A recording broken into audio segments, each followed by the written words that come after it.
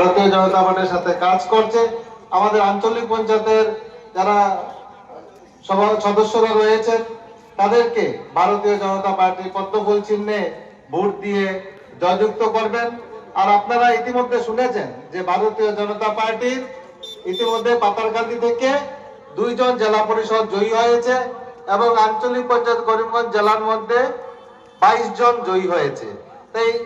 জেলা পরিষদ ভারতীয় জনতা পার্টির 7টি আঞ্চলিক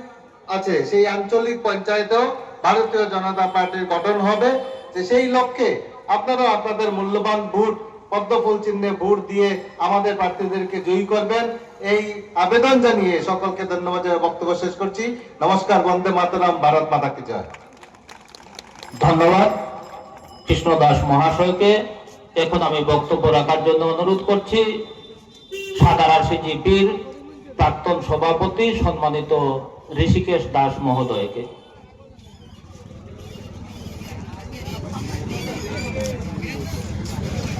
ও বাবু, ও সকু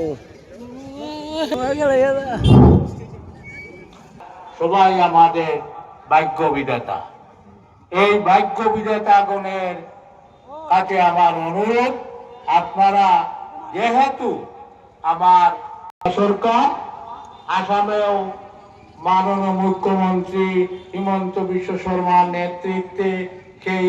জনতা সরকার, তাই আমি সকলের কাছে অনুরোধ করব এবং জেলা পরিষদ সদস্যকে বিপুল ভোটে জয়যুক্ত করুন, এই কামনা রেখে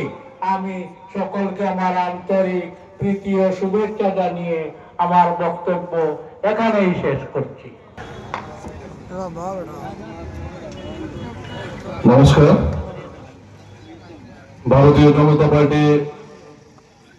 শ্রীভূমি জেলা আয়োজিত উত্তর করিমগঞ্জ বিধানসভা সমষ্টির এই মাইগ্রাম সুপ্রাকান্দি জেলা পরিষদের অধীনস্থ সাদারাশি গাঁও পঞ্চায়েতে আমাদের দলের উত্তর শ্রীভূমি মন্ডলের ব্যবস্থাপনায়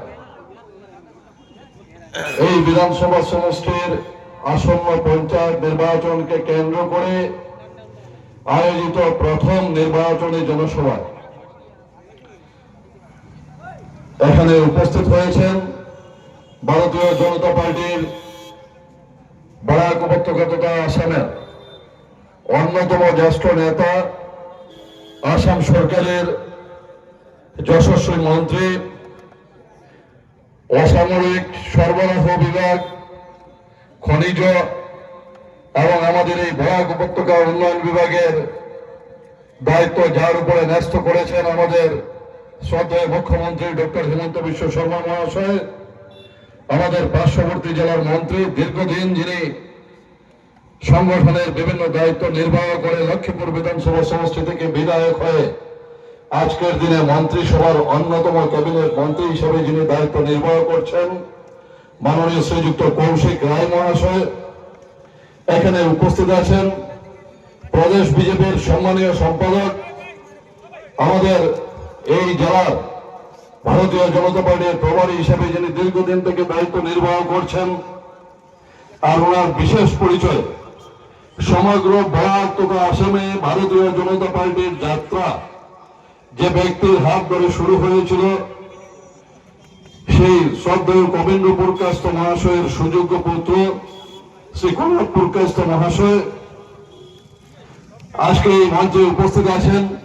আমাদের জেলার সম্মানীয় সভাপতি শ্রীযুক্ত সঞ্জীব বণিক মহাশয়,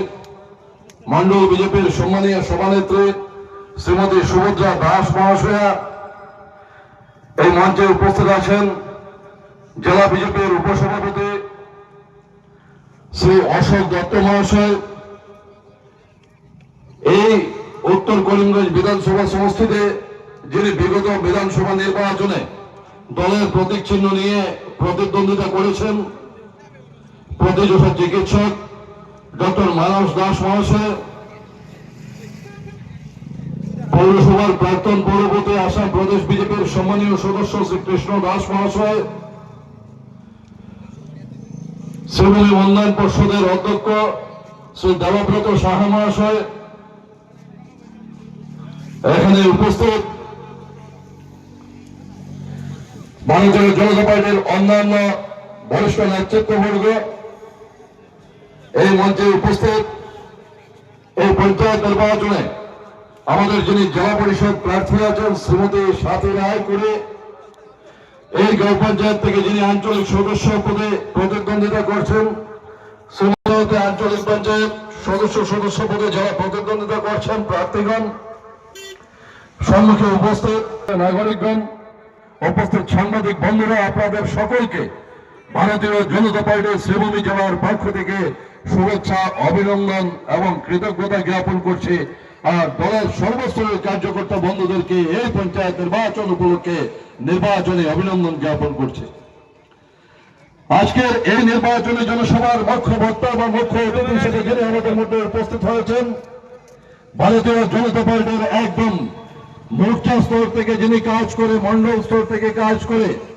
দীর্ঘদিন কাছাড় জেলায় ভারতীয় জনতা পার্টিকে যিনি নেতৃত্ব দিয়েছেন, পরবর্তীতে লক্ষ্মীপুর বিধানসভায়